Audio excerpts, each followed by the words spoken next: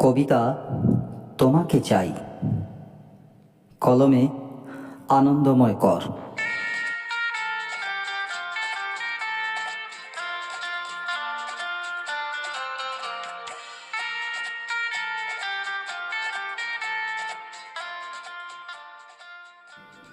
বীর শ্রেষ্ঠ নেতাজি, আজ আমার প্রণতি গ্রহণ করো বীর।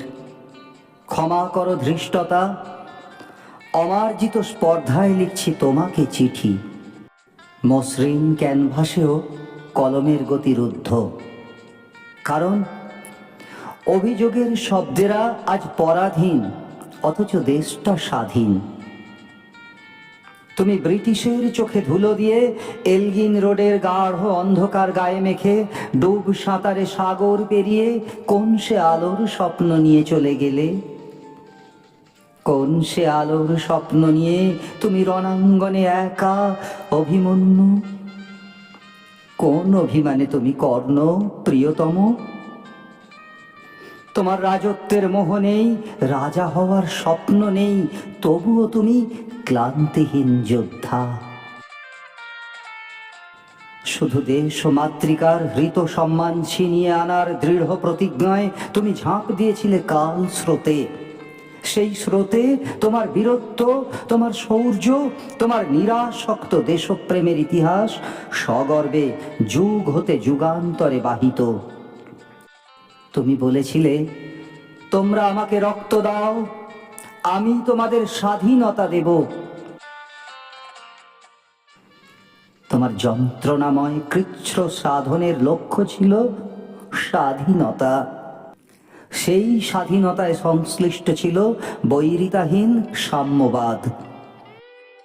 প্রেম, প্রীতি, ভালোবাসার সহিষ্ণুতা, উদার অর্থনীতির স্বচ্ছ গভীরতা, ন্যায় ধর্মের গাম্ভীর্যে প্রতিষ্ঠিত রাজনীতি, সমান্তরাল নিরপেক্ষ বিচার ব্যবস্থা আর শোষণহীন শাসনের উদ্ধত স্নেহময় চাবুক হাতে ভারত মাতার নিজস্ব ঘর সংসার। জুড়ি গাড়ি চড়ে স্বাধীনতা এলেও তুমি ফিরে এলে না। কোন অভিমানে প্রিয়তম? তবে কি রেনকোজিতে সংরক্ষিত এক মুঠো চিতাভস্মে তুমি নিহিত? প্রমাণ মেলেনি। অতি চর্চিত বিমান দুর্ঘটনায় তোমার মৃত্যু আজও কুয়াশাচ্ছন্ন জনশ্রুতি মাত্র। আর ওই আশ্রমবাসী সাধুর প্রচ্ছদে তুমি, সে তো বালখিল্যের গবেষণা, নির্লজ্জ অমেরুদণ্ডীর রম্য রচনা। তোমাকে নিয়ে আন্তর্জাতিক রাজনীতি ব্যতিব্যস্ত। তোমার অন্তর্ধান রহস্যে রাষ্ট্রপুঞ্জের কপালে চিন্তার ভাঁজ। ভারতীয় সেন্টিমেন্ট নেতাজি সুভাষচন্দ্র বসুর খোঁজ আজও দিতে পারেনি। জন্ম মৃত্যুর গূঢ়তত্ত্বে তুমি আজ নিত্যধামবাসী নিশ্চিত। তবু আজ একবার নেমে এসো বীর নিত্যধাম থেকে মর্তধামে। এসে দাঁড়াও তোমার স্বপ্নের মানচিত্রের উপর। শুনতে পাবে ধর্ষকের উল্লাস আর ধর্ষিতার অরণ্যে রোদন। দেখতে পাবে ক্ষয় রোগে আক্রান্ত তোমার মায়ের শরীর একটু একটু করে ক্ষয়ে যাচ্ছে প্রতিদিন। দেখতে পাবে পাণ্ডব বর্জিত রাজসভায় দুর্যোধন আর দুঃশাসনের পৈশাচিক নৃত্য। দেখতে পাবে শিষ্টাচার এবং ভব্যতাকে বুড়ো আঙুল দেখিয়ে দূরদর্শনের পর্দায় শ্লীলতা শালীনতাহীন। মুখরোচক রাজনৈতিক তরজায় মত্ত আজকের রাজনৈতিক সংস্কৃতি। গঙ্গা স্পর্শ করে কাঁদছে সাধক। অসংখ্য মানুষের হাহাকার শুনেও ও গঙ্গা বইছ কেন? ধর্মস্থানের গুপ্ত গহ্বরে জন্ম নিচ্ছে নরঘাতক।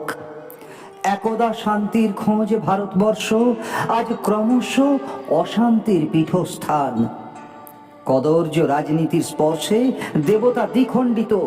অসভ্য রাজনীতিকের ধৃষ্টতায় প্রাতঃস্মরণীয় মহাপুরুষের অনাকাঙ্ক্ষিত অপমান। পাঁচ মাথার মোড়ে রণংদেহী মুদ্রায় এখনো দাঁড়িয়ে আছো কেন ঘোড়সওয়ার? একবার ফিরে এসো আজ, তোমাকেই দরকার। ভারতবর্ষ আজও বাতাসে কান পেতে বসে আছে, তোমার কণ্ঠস্বর শোনার অপেক্ষায়। আমি সুভাষ বলছি। জানকী নন্দন, তুমি শোনো। ভারতবর্ষের অগণিত প্রভাবতী ক্ষয়হীন আশায় কোল পেতে বসে আছে তোমার জন্য। টগবগিয়ে ঘোড়া ছুটিয়ে রক্ত ঘাম মেখে আর একবার মায়ের পাশে দাঁড়িয়ে বলো, বীর পুরুষ, ভয় করো মা কেন, আমি আছি তো।